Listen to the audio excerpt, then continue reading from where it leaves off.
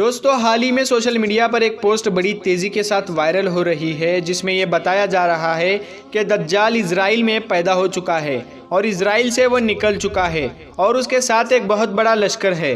तो दोस्तों आज की इस वीडियो में हम बात करने वाले हैं इस वायरल पोस्ट की सच्चाई बताने वाले हैं और आपको दज्जाल के बारे में मालूमात देने वाले हैं और साथ में आपको इस फितने से बचने के लिए कुछ खास अमल भी बताने वाले हैं। इसलिए आप इस वीडियो को पूरा ज़रूर देखना और अगर आपको अच्छा लगे तो मेहरबानी करके अपने दोस्तों में इसे शेयर भी कर दे ताकि और लोगों तक ये जानकारी पहुंच सके। तो चलिए दोस्तों शुरू करते हैं आज की वीडियो।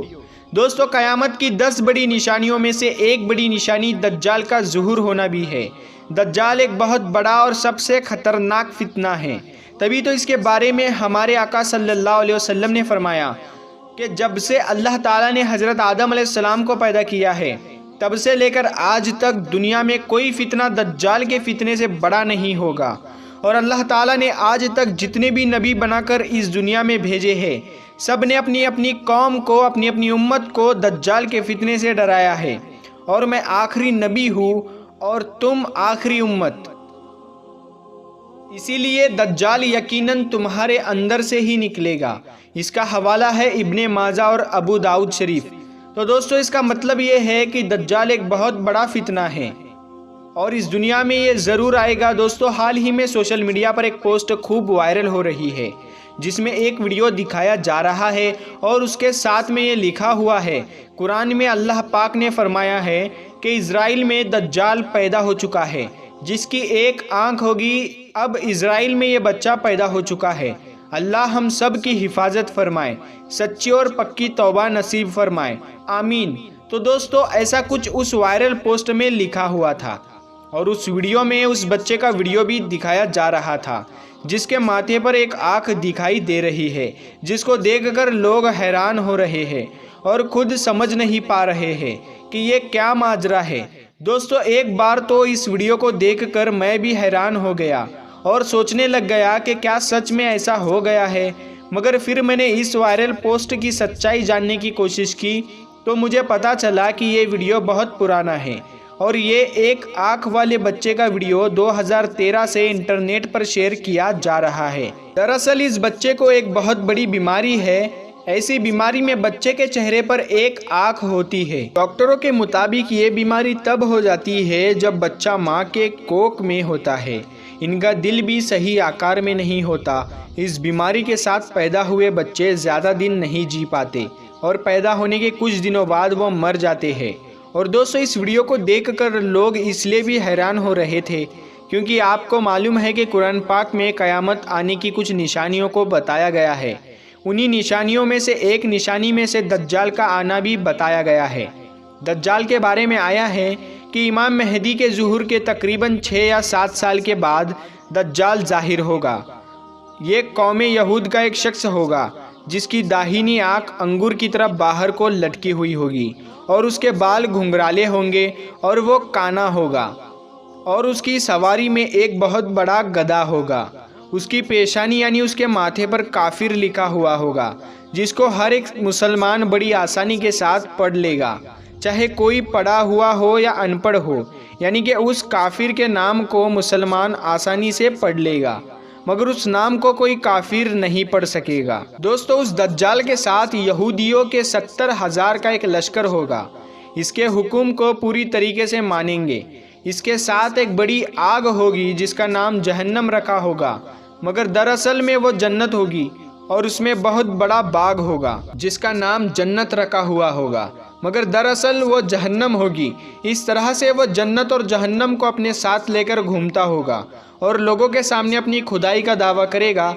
जो उसको खुदा कहेगा वो जन्नत में और जो ना कहेगा उसको वो अपनी जहन्नम में डाल देगा। वो पूरी दुनिया में गश करेगा। सिर्फ वो 40 दिन ही इस दुनिया में रहेगा मगर उसका पहला दिन 1 साल के बराबर रहेगा, दूसरा दिन 1 महीने के बराबर होगा और तीसरा दिन 1 हफ्ते के बराबर होगा और बाकी के 37 दिन आम दिनों के बराबर होंगे। दोस्तों उसके बाद दज्जाल पूरी दुनिया में कत्लो गैरत करने के बाद मक्का और मदीना जाने की कोशिश करेगा मगर अल्लाह के कुछ फरिश्ते कुछ नंगी तलवार लेकर उसकी निगहबानी करेंगे, जिसकी वजह से वह दज्जाल मक्का और मदीना में दाखिल ना हो पाएगा। दोस्तों, जब दज्जाल जाहिर होगा तो उससे 2 साल पहले से ही दुनिया में अकाल पड़ा होगा और अनाज की बेहद किल्लत होगी, मगर यह अपना जलवा दिखाने के लिए अनाज पैदा करेगा, दरख्तों में फल लगा देगा, जानवरों को मोटा ताज़ा कर देगा, जिससे वह खूब दूध देने लगेंगे, मरे हुए लोगों को जिंदा करेगा। दोस्तों, उस साल अरब में 3 बड़े जलजले आएंगे। जिनका ईमान कमज़ोर होगा वो लोग मक्का और मदीना से बाहर निकलकर दज्जाल के कौम में शामिल हो जाएंगे। उसी वक्त मदीना शरीफ में एक बहुत बड़ा बुजुर्ग होगा जो दज्जाल से सवाल करने के लिए शहर से बाहर निकल जाएगा। जब उसे दज्जाल के सामने पेश किया जाएगा तो वह दज्जाल को देखकर ही कहेगा कि मैंने तुझको पहचान लिया है, तू वही है जिसकी खबर हमारे प्यारे नबी सल्लल्लाहु अलैहि वसल्लम ने हमें बहुत पहले दे दी थी। तो ये सुनकर दज्जाल गजबनाक हो जाएगा और उसके सर पर आरा रख कर 2 टुकड़ों में चीर देगा। फिर अपने मानने वाले लोगों से कहेगा कि आप कहो तो इसे मैं फिर से ज़िंदा कर दूं कि ईमान आपका और मजबूत हो जाए। दोस्तों, फिर वो उन दोनों टुकड़ों को आपस में मिला देगा और अल्लाह की कुदरत से वो वापस ज़िंदा हो जाएगा। वो ज़िंदा होते ही फिर ये कहेगा कि यार, अब तो मेरा ईमान पहले से ज़्यादा पक्का हो गया है, तू मलऊन है। ये सुनकर दज्जाल फिर से कोशिश करेगा, मगर वो इस बार उसे ना मार सकेगा और आखिर में उसे जहन्नम में डाल देगा, जो कि अल्लाह की तरफ से जन्नत होगी। उसके बाद वो अपना कोई भी जलवा नहीं दिखा पाएगा और मुल्के शाम के लिए रवाना हो जाएगा। और दोस्तों, उधर इमाम मेहदी रज़ी अल्लाह ताला अन्हु उससे जंग की तैयारी में लगे होंगे। असर की नमाज का वक्त हो जाएगा। जैसे ही जमात होगी उसी वक्त हज़रत ईसा अलैहिस्सलाम इमामत फरमाएंगे। फिर इमाम मेहदी रज़ी अल्लाह ताला अन्हु हज़रत ईसा अलैहिस्सलाम को लश्कर की कमान सौंपेंगे। तो हज़रत ईसा अलैहिस्सलाम फरमाएंगे कि लश्कर की कमान आप ही फरमाएं, मैं तो सिर्फ दज्जाल के कत्ल के लिए आया हूँ। उसके बाद हज़रत ईसा अलैहिस्सलाम दज्जाल के पीछे जाएंगे। आपकी सांस में ऐसी तासीर होगी कि जंग में जो भी कोई सामने आएगा वो पानी में नमक की तरह पिघल जाएगा। आप दज्जाल को खदेड़ते हुए उसको कत्ल कर देंगे, जिससे मुसलमानों को राहत मिल जाएगी। और इस तरह दज्जाल के कत्ल के बाद इमाम मेहदी रज़ियल्लाहु ताला अन्हु की बादशाहत कायम हो जाएगी। दोस्तों, अब आपको दज्जाल के फितने से बचने के लिए कुरान और सुन्नत के मुताबिक कुछ अमल बताते हैं जिनसे आप दज्जाल के फितने से महफूज रह सके। नंबर 1 पर आता है, हर किस्म के गुनाह से सच्ची तौबा और अमल की पाबंदी करें। नंबर 2, अल्लाह ताला पर आप यकीन और ताल्लुक़ को मजबूत करें। दिन के लिए कुर्बान होने पर मिटने का जज्बा आप अपने अंदर पैदा करें। नंबर 3, आखिरी ज़माने के फितनों और हादसों के बारे में जानें और इनसे बचने के लिए नबवी हिदायत सीखें और आप इन पर अमल भी करें। और नंबर 4, आप दिल की गहराइयों से अल्लाह से दुआ करें कि अल्लाह ताला हमें फितनों से बचाए और हक़ की मदद के वक्त बातिल के साथ खड़े होने की बदबख्ती और इसके बवाल और अज़ाब से महफूज रखें। दोस्तों, इन बातों पर अमल करके आप दज्जाल जैसे फितनों से अपने आप को महफूज रख सकते हो।